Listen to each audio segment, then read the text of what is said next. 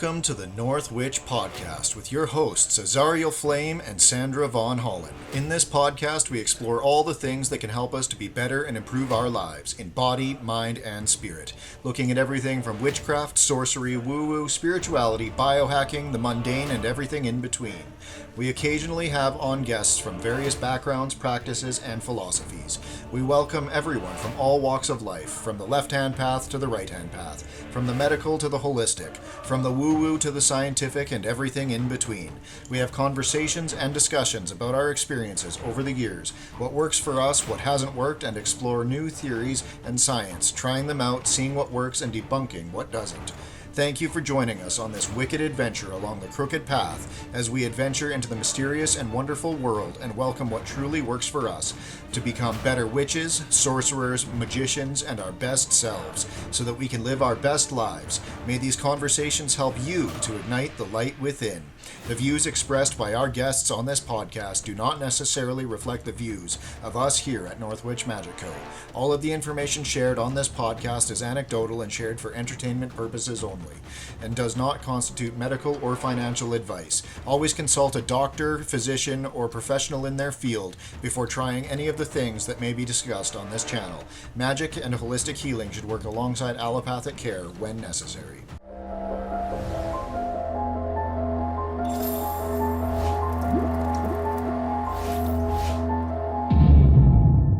Hi, everybody, and welcome back to another exciting episode of the North Witch Podcast. On today's episode, we have Helena Domenic, who has written a lovely new book called An Illuminated Guide to Wicca, a complete visual manual. So how's it going today? It's going good. Awesome. You're asking me? Yes, it's going good. You bet, sure. Well, we're happy to have you on here today. Thank you. Looking at your book, it looks like it's quite wonderful. So I thought I would just be, a little bit naughty and just ask you right out of your table of contents, because your introduction is why awesome. Another book on Wicca. So I want to know why another book on Wicca. That's perfect. Perfect spot to start. Thank you. Well, I've actually wanted to have my own book on Wicca for a very long time, because I think, like a lot of teachers, I've taught Wicca for a very long time, and I've always kind of created my own textbook for my classes. And so I've always thought, wouldn't it be cool if I actually had my own book that would go with it? That's one of the reasons, on a really mundane and selfish level. The other level of it is I'm also an artist, and I learned things visually. And so I thought creating a book that included a lot of illustrations, to point up things like the holidays and the elements and things like that with a lot of visual cues, might help people who are visually oriented. So, and it gave me a good reason to, spend about a year and a half creating a lot of pictures that are just for the book. So, yeah, it's pretty exciting, really. Thank you.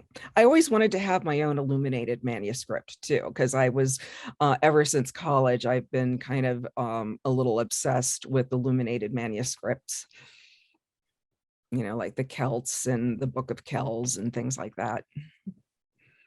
For sure.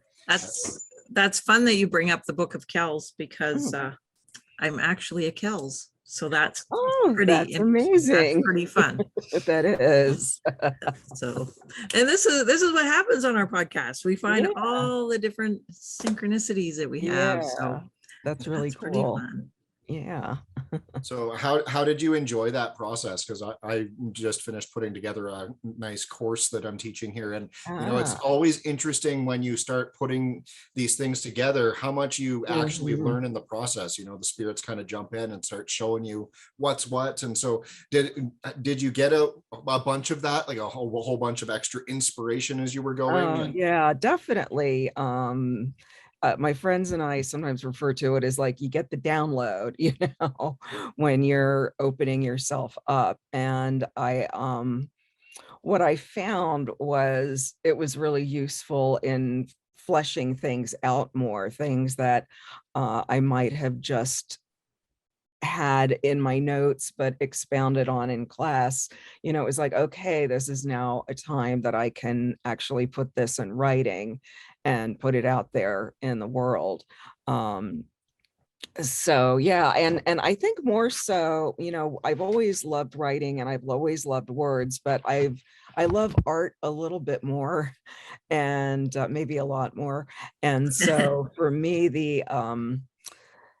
the inspirational part of it, I guess, and the download part is really what happens when I start putting images together, because I really do feel like those don't all come from me. You know, it comes from somewhere else. And as far as the words go, I think most of them are mine, but the imagery is really where I feel the connection to spirit and inspiration. Very nice. And so in your book, since you're kind of gearing it more towards a visual thing, do you have, you know, like visual cues for rituals and things like that in there? Is that kind of how you've put it together? Or actually, it's more like visual cues to kind of remember stuff. I'm kind of looking at it right now and remember what I did. I did have them include like pages that are kind of like this, so that the reader can go in, and I'm one of those people who's not afraid of writing in my books and making notes and annotations and things. And so I really wanted to encourage people reading the book to not be afraid of that, you know, because I've had a lot of librarian friends who are like, no, you must never write in the book and you must never bend the, you know, the binding and stuff. But like, for example, here where I'm talking about the elements, I've got kind of an elemental dancer there, and then just kind of it could even be its own little flashcard, you know, of correspondences having to go with fire. So yeah, I'm not sure what your question was, but did I answer it? yeah, I think we got there. We're good. Okay, yeah. And then a lot of it, like for some of it, my own coven, I had people posing, oops, I'm not holding it up very well, for the pictures, for when we were doing ritual and things, although I'm not somebody who really wants to take pictures during ritual, but it was kind of a lot of recreation going on. And I feel like I really feel like those are the pictures where I was working with people that I know, that I really kind of feel the most. So yeah, that was the one picture I found without like getting absorbed in the book and not looking at the screen. Very awesome. And so what tradition, like, is this your own tradition that you're teaching through here, or do you have a lineage that you're coming from, or, you know, like we all have different things, right? Yes. So I was a member of the Assembly of the Sacred Wheel, which is a big tradition out here. It was started in Delaware and now has covens through Pennsylvania and New Jersey and Maryland and the District of Columbia. And I was with them for many, many years, but decided in 2018 that my art was really what was calling me more. And I was actually, I gave up quite a lot. I was an elder in that tradition, and it was very time consuming. And, you know, I was also, I'm not getting any younger, and I was driving a lot of great distances to do things with them. And I just felt like I think this is the time that I have to go do art stuff. And so, so the bottom line is I'm very influenced by things that the Assembly of the Sacred Wheel taught me and that I learned from them. And I've interacted with a lot of different traditions during my time with them, and after then as well, locally and, you know, a little more out there in the world. So it's an eclectic tradition, a lot of Kabbalistic influences brought in, more so than I think in a lot of Wiccan traditions. And also, like, it's not a Gardnerian tradition by any means, because it's much more free flowing and not as secretive. Nice. Very Yeah, interesting. and I like, those are the elements I like and that I want to continue. I just felt like I'm also a college professor, along with I have ADD, so I do many things. It's benefited me in some ways and, held me back in others, but I always have, multiple spoons in multiple pots. So it was kind of, so I'm a college professor and an artist, and trying to write and do my art was just really hard with all of the things that the assembly also was requiring of me. So yeah, I went independent, you could say. Awesome. So that's a great chapter, though, that you just said, Mhm. like you said, and Mhm. it's you're not getting any younger, so that you Yeah. embraced that and just went, right? And Yeah. Mhm. so that is great. Oh, thanks. Yeah, it kind of hit at an interesting time in my life because I'd been teaching at a state university, another state university for 18 years. And that also during the pandemic came to an end. And I'm working at a different university that is actually has many more opportunities for the arts and things like that. So it's sort of like, it is really a new chapter in a lot of ways. That is so exciting. And just look how vibrant you are with it, this new chapter, right? You It's can tell how cool. much you are with your art, right? All the things line great. up, you know? Yeah. And so now, is this book kind of meant to be just like a self-initiatory journey through it? Is it kind of laid out for, like the beginner to self-initiate into the witchcraft mysteries, so to speak? Or Yeah, that's a good question, because I did not really write a self-initiatory chapter into it. I left that more up to the individual. It was more like, here are a lot of different groups that you might be interested, a lot of different traditions. Here is a style of casting and calling and creating magical space that I was taught. And here's how some other people do it.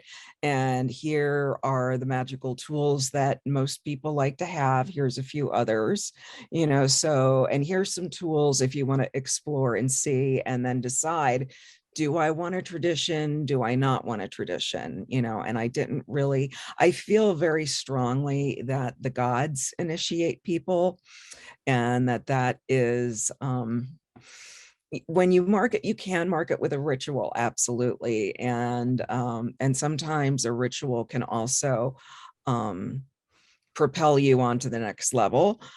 So maybe that'll be my next book, because I didn't really address it here. It was just more like, here's what to do if you're just starting out.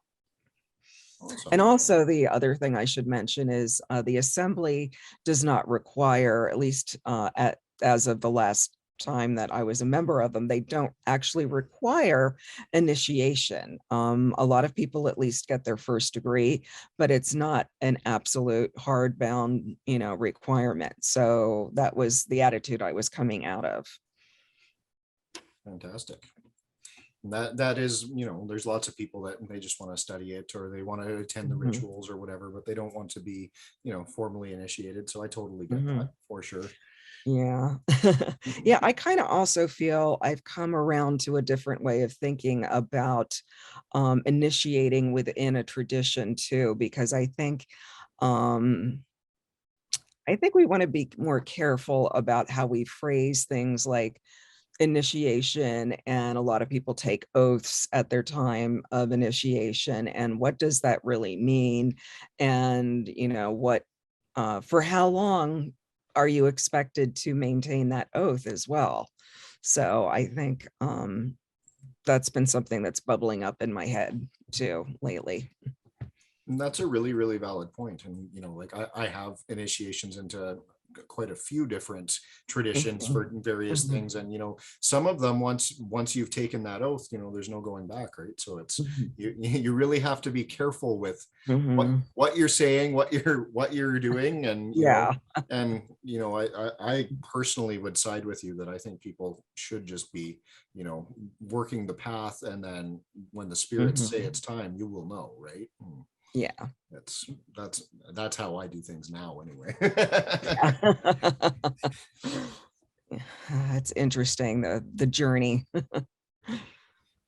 I was only in my 20s when I really started this. And the one thing I always say about, I'm now, I'll be 60 next year, which I can't quite believe, but I will. And I feel like, age may not always bring wisdom, but it does bring perspective. It does give you that opportunity to look back and be like, yeah, okay. I have some distance now. I can see some things. Absolutely does. It's a true blessing getting older, really. In so many ways, it actually is. Like my hair going gray has allowed me to play with so many colors. Right? Yeah, I keep being drawn to your hair. I'm loving it.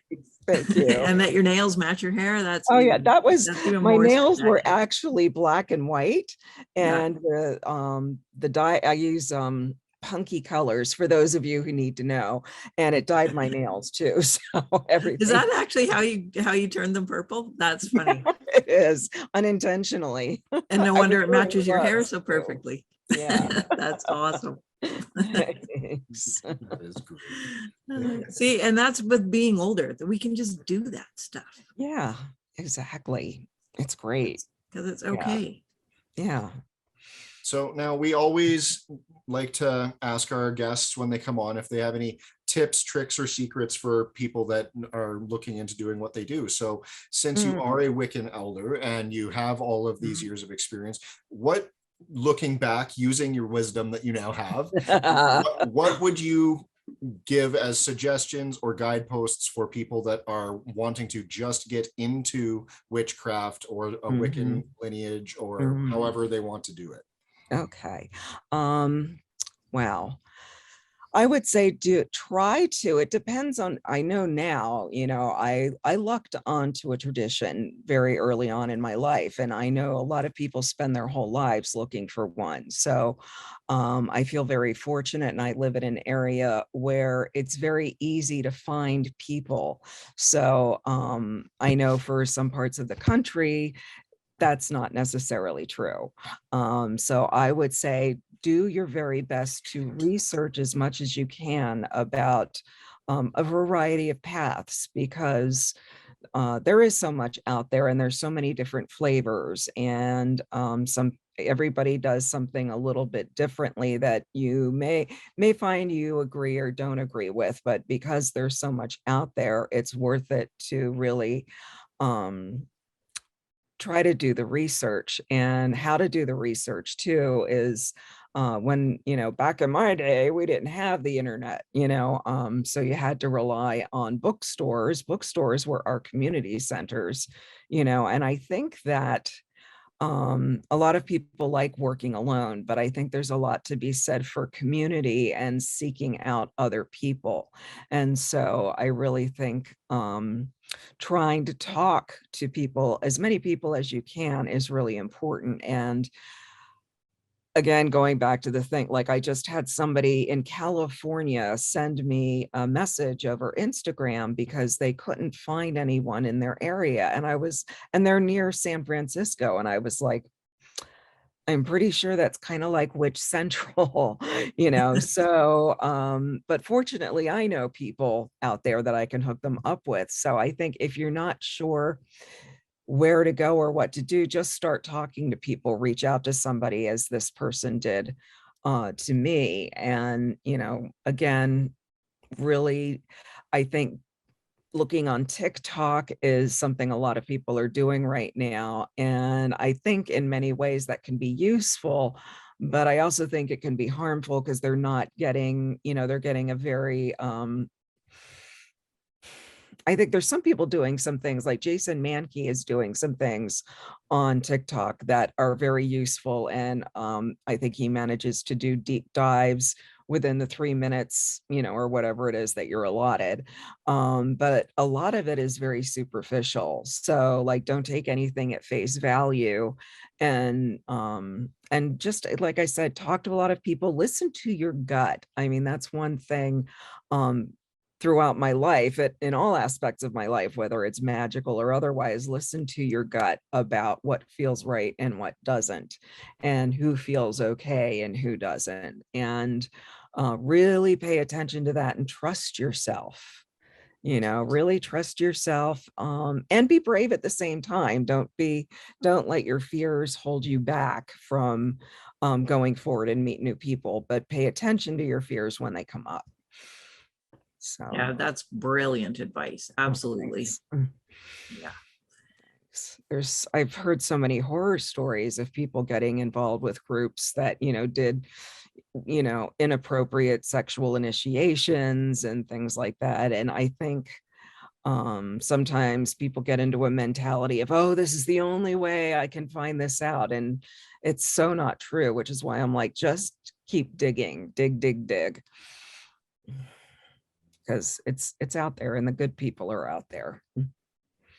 For sure. Yeah, sometimes we just have to sift through, but trusting your instincts is so huge, and that takes a while to actually, trust what is being told to us, right? Yeah, that's right.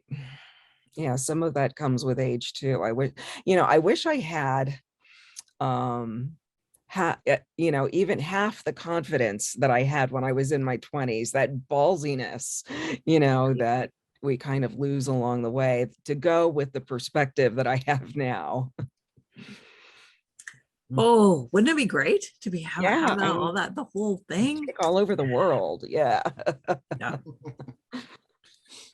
But I think our young people now are so far ahead of where we were. Gosh, yeah. Right. And it's a lot more open. Yes. We find that here anyways. Are you finding that there? I am.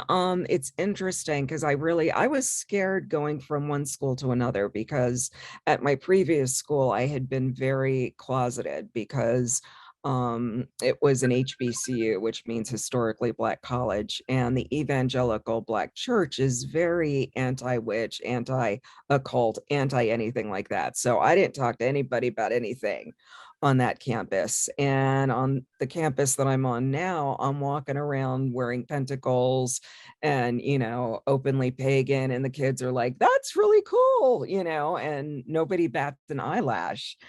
So it's really interesting to see where you are. And it's actually a more central Pennsylvania campus where you wouldn't expect to find that. So what do you think is the difference? Is it just the time we're in, or what do you feel like the difference? I think these kids today, I think that, for all that youthful pushiness, right?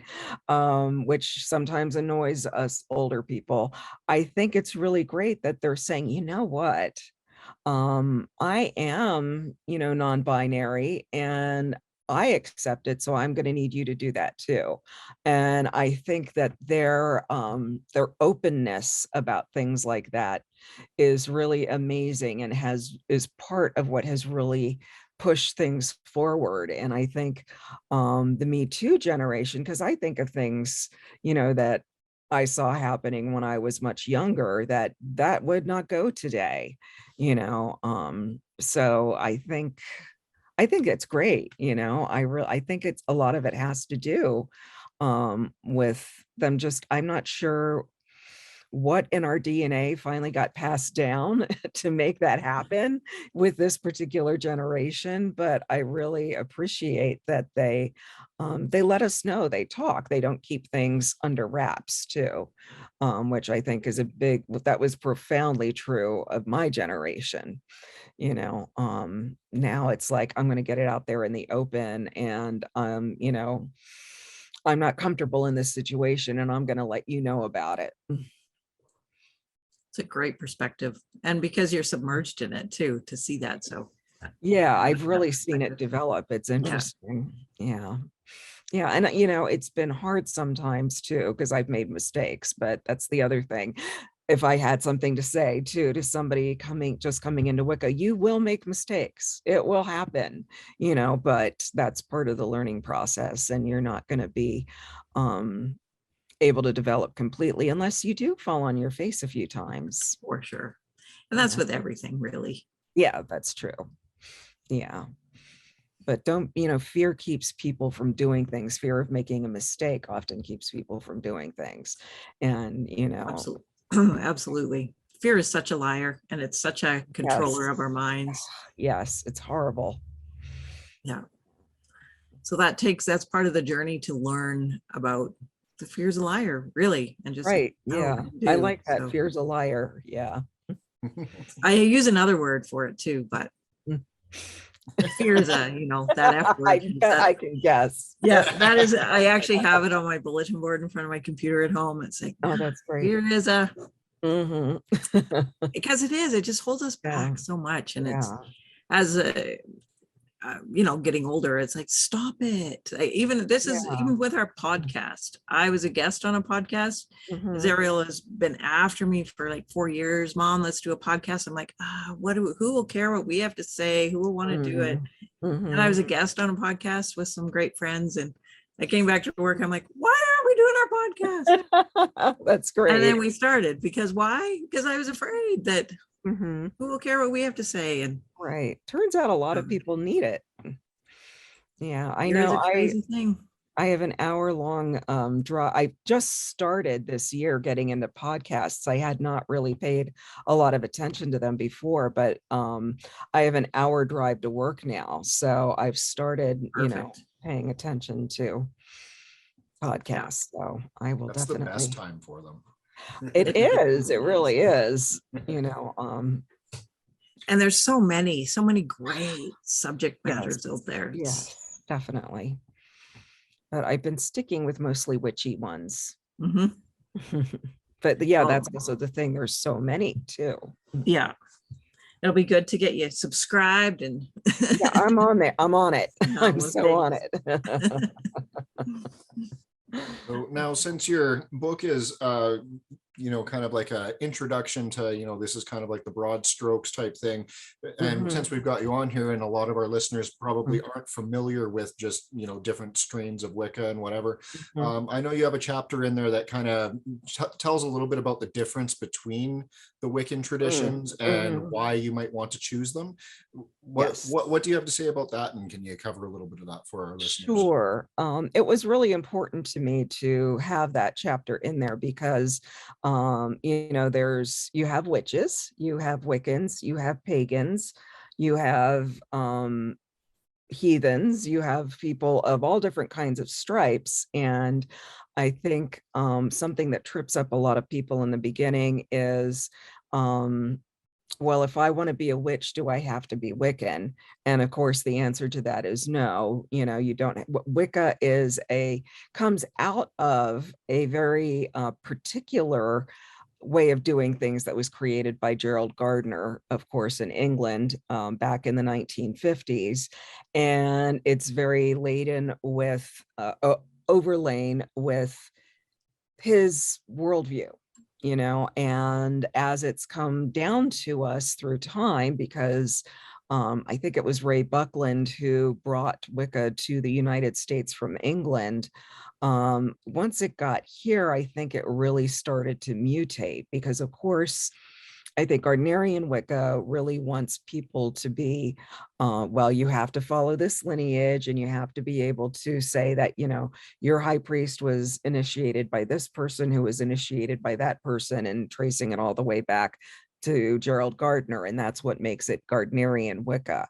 And the same thing with Alexandrian Wicca, except it's Alexander's instead, although they, read my book, you'll all know all about it. But I think there's a lot of people who looked at those ideas and were like, I really like that. I like the name Wicca.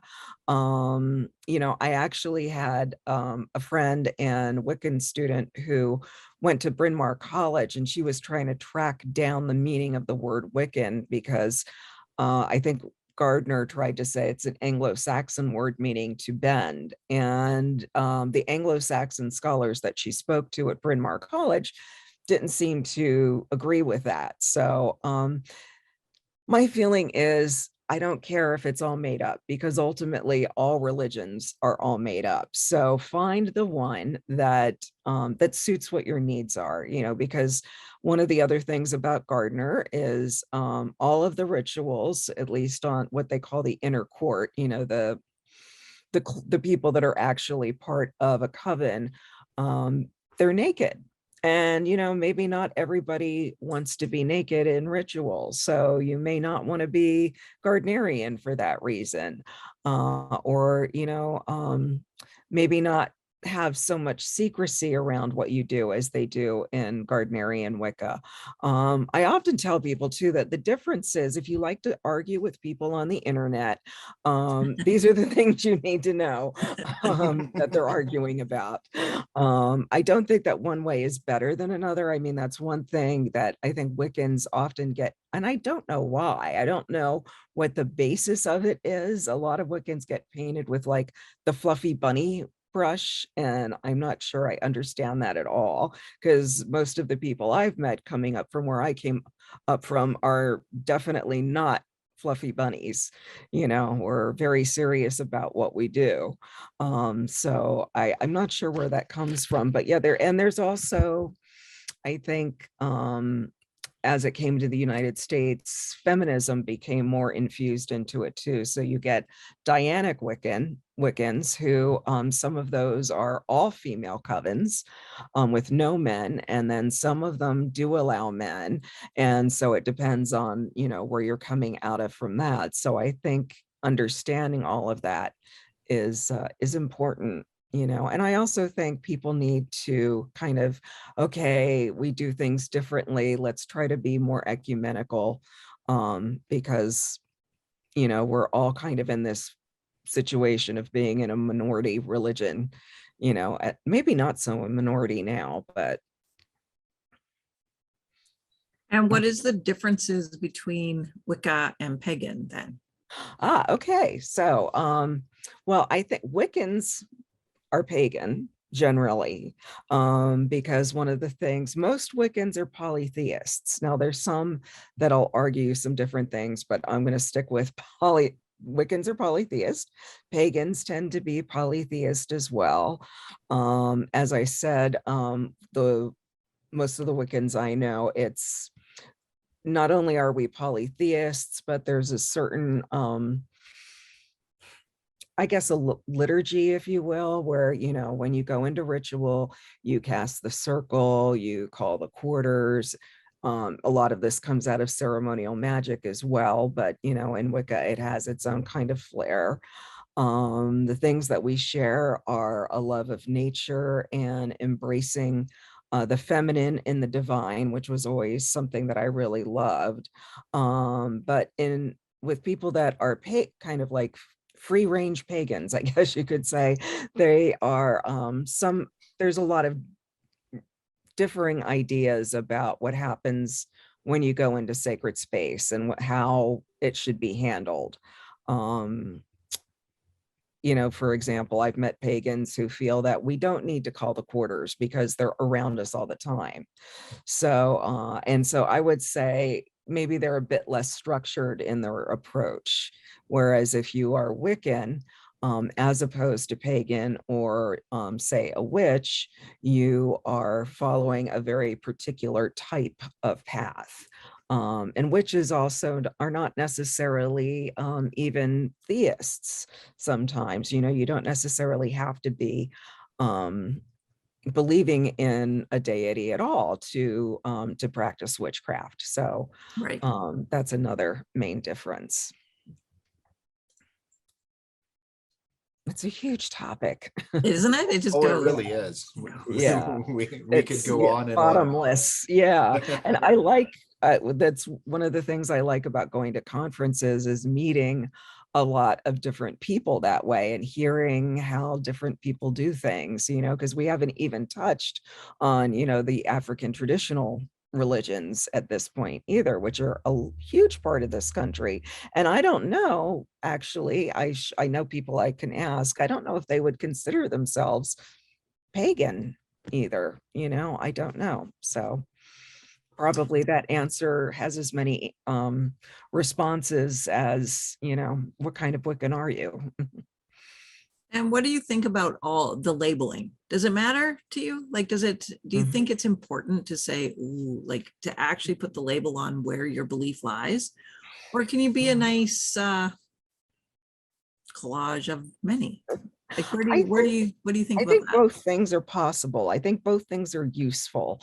I think labels are useful in that you, if you are somebody that wants to have a particular line of study, it can be very useful for the labels, just so that you know if I'm picking up a book written by a particular person, like if I'm picking up a book written by Starhawk, her version of Wicca is not really going to resemble Gerald Gardner's very much. So it's very useful to have labels in that regard. But I also think that I've thought about this a lot, you know, in the past couple of years, that it would be nice to just not have a label and to just do the thing. And I've known, like I think of Jason Miller, for example, who wrote, I think his website is Strategic Sorcery, and he's written a number of books, and he has a series of classes on Hecate, which I've taken and I really love. And then he also has a series of classes about Jupiter, which are really cool. And then he also gets into Saint Cyprian, and you know, he gets into a lot of different things that are like, well, wait a minute, how can you have that tradition next to that tradition? And I think, you know, his thing is, well, if it works, I like it, I'm going to use it. And I think there's value to that too, you know. So I think you know, the world is our oyster, and we can kind of pick and choose what we want to do. Is right now is what I feel. You know, I for myself, I do draw a line where I'm like, yeah, you know what, I agreed that I was pagan and not Christian, so I'm probably not going to go and do the Saint Cyprian school, you know. But because that's just what the line that I drew in my own sand. But you know, other people may feel differently. Right. Absolutely. But yet you could probably take Saint Cyprian course just for the knowledge and go, oh, where are those pieces? And now I know this. Yeah, that's right. true. Just with you being a professor, right? It's just, yeah. Oh, sure. More in your info toolbox. Yeah. I think it really does come down to that individualistic thing. Like, I mean, I've taken the Hecate courses and I've taken the Cyprian course, and they are very, very, very different. But you know, like I have no trouble. I have two different altars. I do all different things. But you know, some people they just simply couldn't do that. But you know, like through doing witchcraft over the years, you know, for the most part, you can go to a ritual no matter what the strain of witchcraft is, and the basic mechanics are going to be fairly similar and pretty much the same, and we can usually figure it out, right? But and, you know, like if you're doing, you know, like the fairy tradition with Starhawk and stuff like that, they're going to be working with very, very different quarter guardians than you would be if you were doing, say, Corellian Wicca or whatever, right? So I think we all end up having our own flavor in the end a little bit anyway, even if we are within the same tradition. Yes. Yeah, definitely. It's just fascinating to see all the, you know, it's like I have ADD, and I think I said this earlier, I want to know all the things, you know, but then at some point I realize, all right, you know, this is how many hours I have in a day and in a week, and I also have to go do this job thing that I have, you know. So sometimes it's a matter of practicality. Yeah, for sure. Yeah. So do you give kind of tips or ideas or anything in your book for how people, you know, can manage a daily practice? Because that's one thing that I have noticed with the newer generation, that people have a lot, they have a very hard time committing, getting the discipline in, you know. Some of us that have been doing it for a long time, we're like, well, 5 minutes in front of your altar every day is, you know, that's better than none, right? And, you know, lots of them are like, well, if I can't sit down and do a 45-minute circle casting, I'm not doing anything. Oh my goodness. So do you have tips and tricks for, you know, kind of how to build that daily practice in your book? Yeah, I talk a lot about meditation, because I think that is the cornerstone of everything magical, because it involves focus. And once you can meditate, that can go into other things. It can help you visualize, which for me, visualization is huge. I know it's not as much for some people, but again, I encourage people to, take 5 minutes. You don't have to do, it's good when you can maybe once a month do a whole full-blown 45-minute ritual, but if you're going to find that the benefits of taking 5 minutes every day, whether you are doing a meditation or you're doing I didn't actually talk about this in the book, but I think doing some kind of practice like the lesser banishing ritual of the pentagram, some equivalent of that. I just think it's really helpful to kind of keep bad energy off of you, for one thing. Start your day that way and kind of have your protections up around you, so as you go throughout the day, other people's crap is not flying at you as hard. And there'll be other benefits to it too, so that's, I think, what I've tried to say. And to realize that it's stuff that you build on. So, you shouldn't try to do, the heavy, intense lifting until you've built up the muscle mass. So build up your muscle mass by, doing these little exercises until you get there, whether they're mine or somebody else's. For sure. I would totally agree with that. And, like all these people, they wait, I can only do it at my Esbat on the full moon, or I can only do this at this time or whatever. So, okay, you do a 45-minute ritual once a month on the full moon. That's really, really cool. But now if you did 5 minutes every day, how much more time do you have invested into your overall practice, right? Versus. Right. And how much more smoothly is that Esbat going to go too, I think. Is the key to it, because I know if I wait a month from doing something before I do something else, stuff gets lost. I kind of need that connection, that you get from doing something every day, from day to day. Absolutely. Consistency. Keep Yes. the consistency going, right? Yes, exactly. And hopefully it's going to make you feel good. I mean, that's another thing, that it's a good reason to do it. It is going to, I think it just helps you hold more of your own light. I agree. That leads into another question that we usually typically ask, and that's Mhm.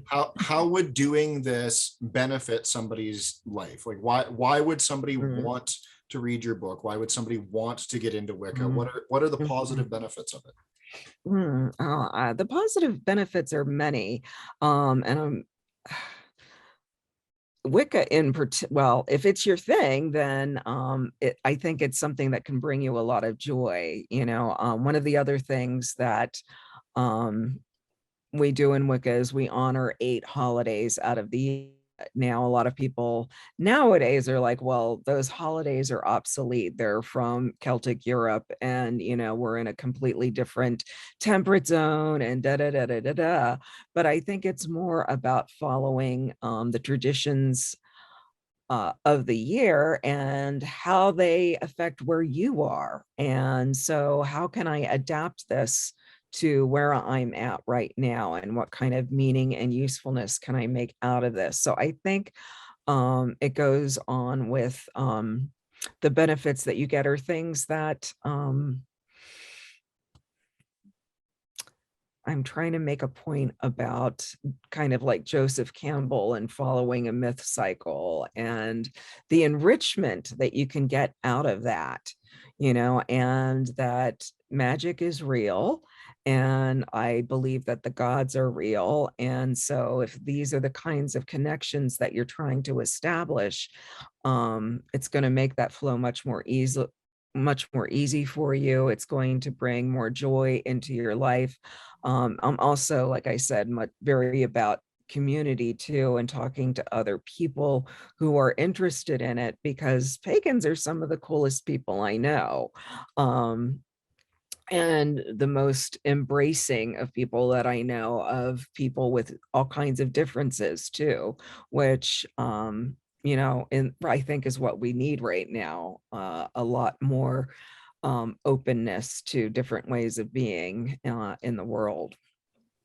And I think Wicca kind of answers all of that. You know, it gives you the appreciation for nature. It gives you respect for the feminine and the divine. It gives you that touch of the mystical, and the notion that, you know, there's something beyond here too. That's a great explanation. Thank you. That was great. Thanks. And I would have to agree with you about being pagans are probably more open. And I don't know, I have a hard time with labels. I'm not a great labeler, but because I just think we're so much more than just one label. Oh yeah. But I feel like my generation was trying so hard to get away from labels, and now everybody wants labels and needs labels, so and weird. there's got to be a happy medium in there. You know? I agree. There's got to be a bit in there, but because we don't need so many labels, I think. But I like the openness in this community, and it, like you say, to find your community is huge. Yeah, it really is. I've never quite understood the whole solitary path, to be very frank. I know a lot of people, that's what they do and that's for them, but maybe there's a part of me that's more extroverted that needs that. I don't know, but I also find, I don't know, it's just part of the richness. Yeah, that's a good way to look at it for sure. Yeah, maybe what else did you just read there? I saw you reading something. Yeah, I'm just perusing the book here. Oh, okay. I love the art. It's absolutely beautiful. Oh, thank you. I know. I was thinking Danny's just gonna love that art. Oh, thanks.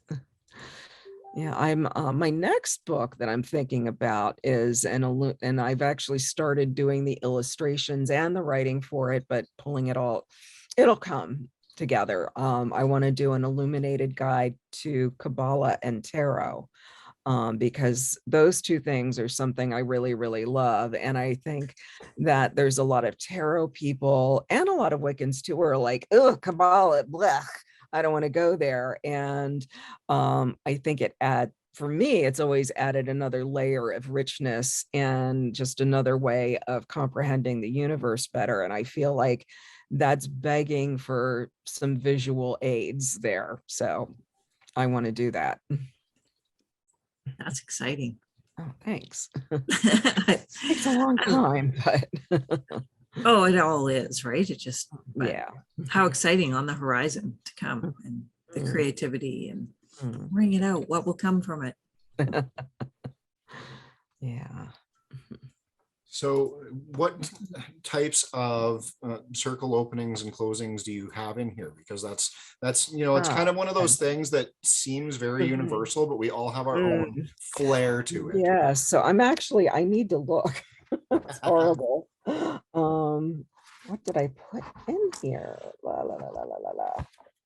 All right. I did spend a lot of time talking about how to create circles and how to create yes. So talking about why it's important to cast and call is to create sacred space. And I've always seen that as you can do it anywhere. You don't necessarily. Now, I think in some ways this may have impeded us a little bit as pagans, because there's not a lot of buildings that we can go to, you know, and say, I'm going to my temple today and to do my thing. But on the other hand, I can create a magical circle in my living room and, you know, open it up. So I think I talk about what is the purpose of the ritual that you're doing it for, you know, for example, and you may want to skew it towards that. And what level of working are you doing too? Because you may want to create quarters that are a little bit stronger. You know, some of the wording that was used in earlier ceremonial magic rituals has come down into Wiccan use and use of words like the Watchtowers and so forth. Like when I first started out, I had no idea what a Watchtower was. I just called on it, when I was opening the quarters. And it wasn't until later that I was like, that's a thing, and I should probably know what that thing is. So I actually give exercises and some prompts for writing your own and thinking about your own, and then trying to put it together for yourself, because I feel that you could go to a book and use somebody else's quarter calls, but I always feel like your own magic is the strongest. So writing your own. And there's also, sometimes that also is assuming that somebody speaks. There's people that maybe that's not their biggest thing. So you could, visualize the quarters. You could, I've seen people dance the quarter or sing the quarter, so there's a lot of different ways and reasons in which to do that. It depends on what kind of energy you really want, I think, in your circle too. So did I answer your question? I think that was good. Okay, good. So you did give me a interesting question there, though, because I get different answers from different people when I have them on here. So what do you consider a watchtower? Some people it's an Enochian watchtower. Some people it's actually the watchtower of the Watchers from the Book of Enoch. Some people it's just the gate to opening up to that realm. So how do you view the watchtowers? Yeah, so I don't do a lot of Enochian workings. So if I were to say watchtower, I think I see it more as the gateway into that realm, and that a watchtower implies that there is somebody there watching. So I've always kind of seen it as like an elemental place. So, somewhere that, in the East you have the sylphs, and in the South you have the salamanders. So that everything that is associated with Eastness or Westness is what you're going to find at the Watchtower. Very good. I like that. Oh, thanks.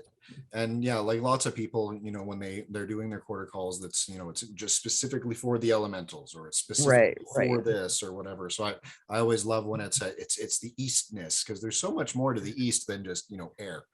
Right. So, oh my goodness. Yes. Oh yeah. I mean, you could do a whole East ritual, Absolutely, for sure. Yeah. And you should. Yes, you should. That's right. Yeah. So now that your book is out, are you going to be teaching people with it as well? You had mentioned that kind of at the beginning. Is that kind of your plan with it, or? Yes, I actually probably, locally, I have had a lot of friends who are like, why don't you teach online? And I think because I've been an art instructor for so many years, I could do online. I've done online, but I really like human interaction. I suffered through the pandemic, I think. And so, yeah, I'll definitely be using it for some Wicca 101s. I'm probably starting one locally. I'm kind of doing a little pilot class to see how it goes. And I've recently just, with the pandemic, it's definitely not over. We're not out of the woods yet, I think, but people are interacting more. So I think it's going to afford me more of an opportunity to use it as a teaching tool. So up until now, it actually came out of my Wicca 101 classes. But yeah, so I have a studio space that I teach out of sometimes, although it's predominantly for me to make my art. And that's in the town of Phoenixville, which is a really cool town, but really bad for parking. So right now I'm kind of going to community centers and saying, hey, would you be interested in this? And starting to offer it. Very nice. Awesome. Yeah, thanks. So you're going to have to do it online because yeah, I get, and I do have all the graphics, to do something online now. So right. that's true. It's just the new way. We kind of really really evolved is. in that way with the pandemic. Yeah. I don't know. In a way, I find that's kind of one of the blessings of what we've been through, really. Yeah. I'm about to launch a new website. So if that allows me to set up virtual classrooms, that could be an outlet for it. Exciting. See, I'm learning that software now too. It is so weird with your art. Oh, sorry. Go ahead. Okay. With your art, and do you have your own tarot deck, or is your own tarot deck in your I'm head so that's glad you coming out? asked. I actually have one moment. Nice. I'm going to get up from my desk and walk through my home studio. Where are you? All right, where's that box? Okay. And here's one of these.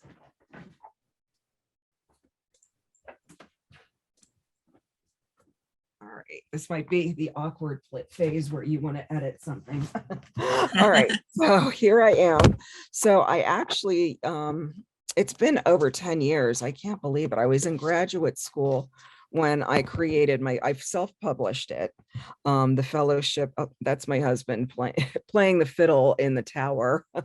But I created a deck called the Fellowship of the Fool.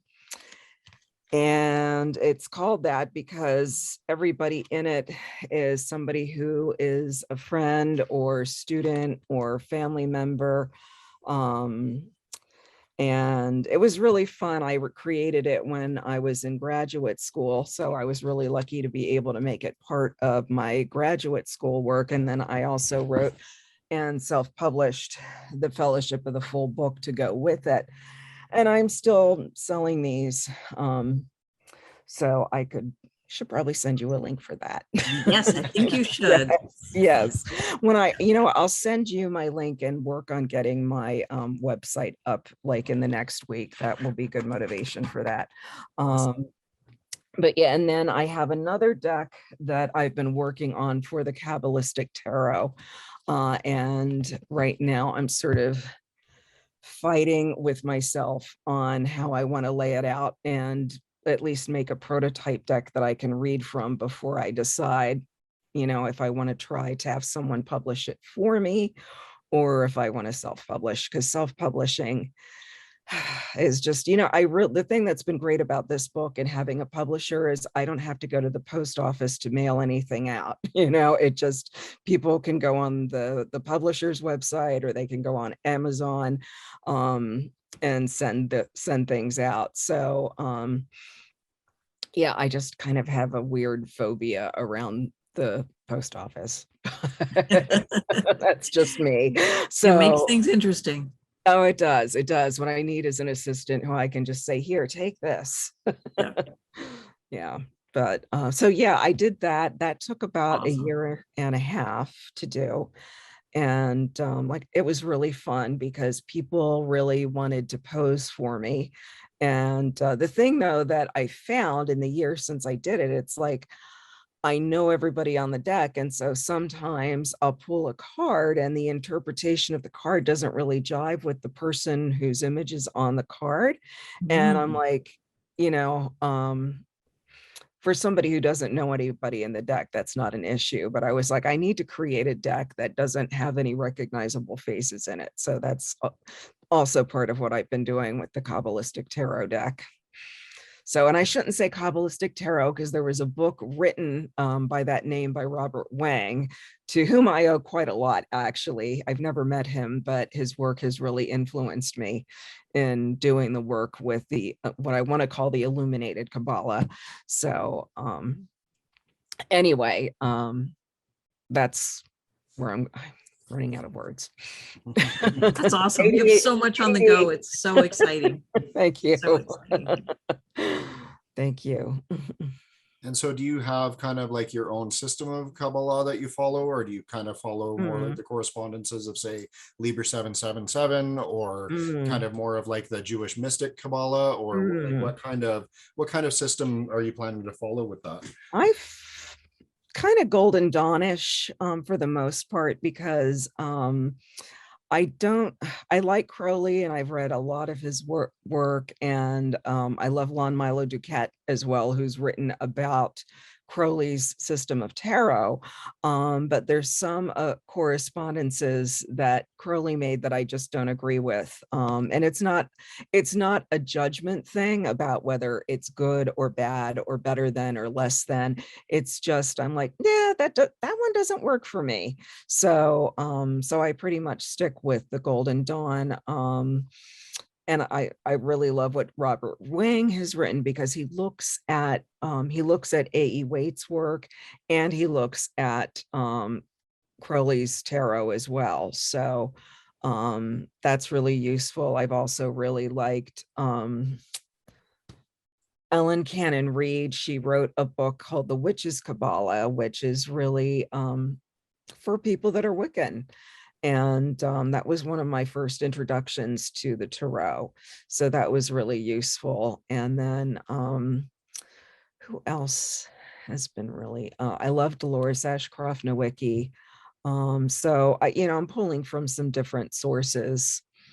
Very nice.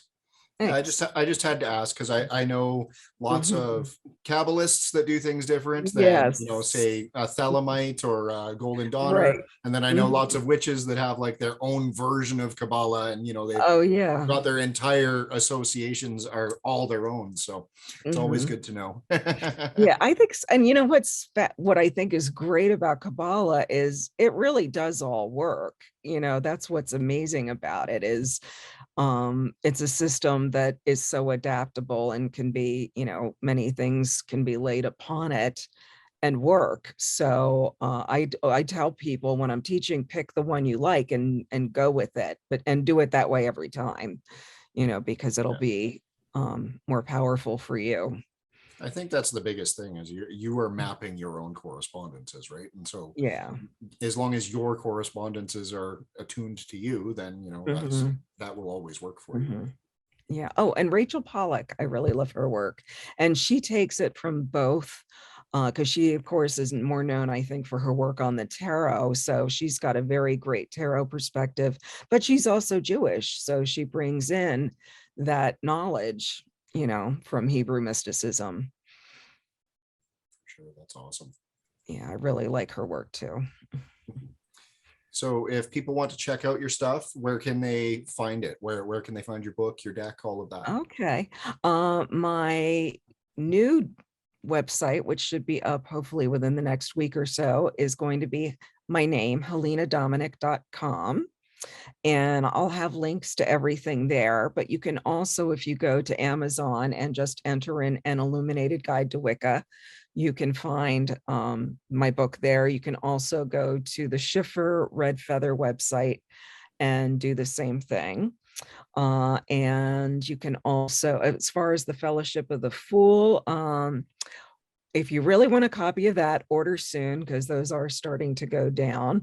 Because I think I finished it in 2009. So that's been for a while. But yeah, the links to that will be on my website. And so you won't republish another batch once they're done, they're done? I don't know, maybe I'll see. Schiffer didn't seem to be interested in them, my current publisher, but maybe somebody else will be, because that's such a big undertaking, and it gets so expensive too. I really give props to people who really go in there and self-publish and do it, but it's just, also I hate going to the post office. So it's nice if somebody else does it for me. Yeah, absolutely. And it's nice to have advertisers. Exactly. Oh my goodness. Yeah, that support is like great. Artists have a hard time tooting their own horn.